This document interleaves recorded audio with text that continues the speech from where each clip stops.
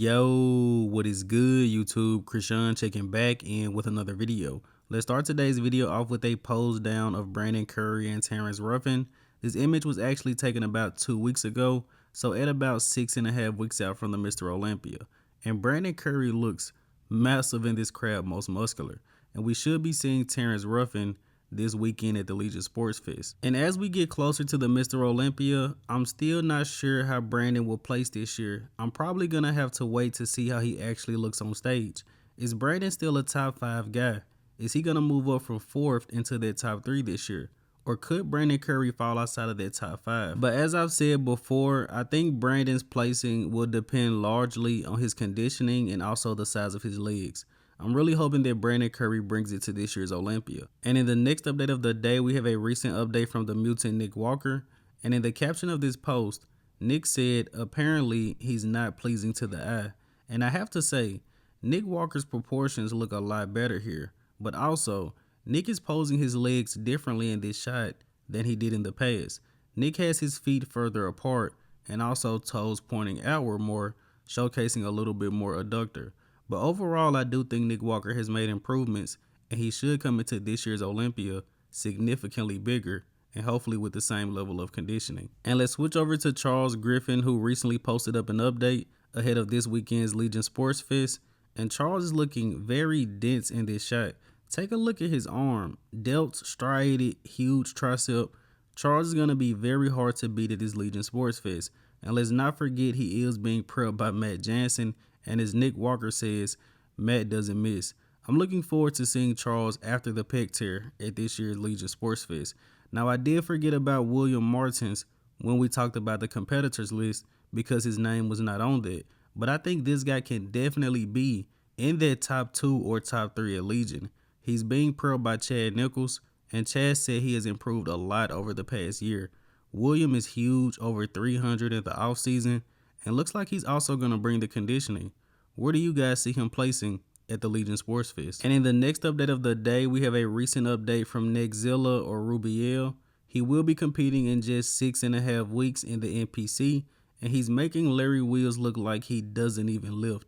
The level of muscularity that Rubiel has is honestly just mind-blowing. The size of the quads, the calves, the neck. This guy is absolutely massive. I believe Larry is at least 250, 260, and Rubiel is just dwarfing him.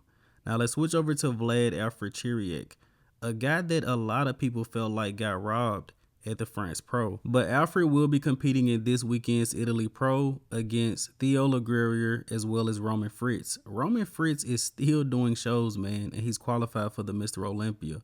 But best of luck to Alfred this weekend. And let's switch over to Classic Physique. We have a recent update from Terrence Ruffin. Actually, I'm not 100% sure if this is recent, but Terrence posted it up today, and he's in crazy conditioning, so probably taken within the last week. But Terrence will be competing in this weekend's Legion Sports Fest. He is looking to get 2 pro wins going into this year's Olympia, and I'm pretty sure Terrence is looking to move up from that 6th place spot last year. Probably looking to get back into that top 2. Now, we also have a recent update from Logan Franklin, who will also be at the Legion Sports Fest. And if I'm not mistaken, Logan is still prepping himself for this show. And let me know in the comment section below, what do you guys think about Logan's physique ahead of this Legion Sports Fest? Will Logan be in condition? Can he potentially beat a guy like Terrence Ruffin? And let's switch over to the Miracle Bear Urs Kalecinski, who recently posted up an update. And Urs is one of the few guys who goes long periods without posting updates and then just pops up out of nowhere. And we also have a feature from Marcus Rule as well.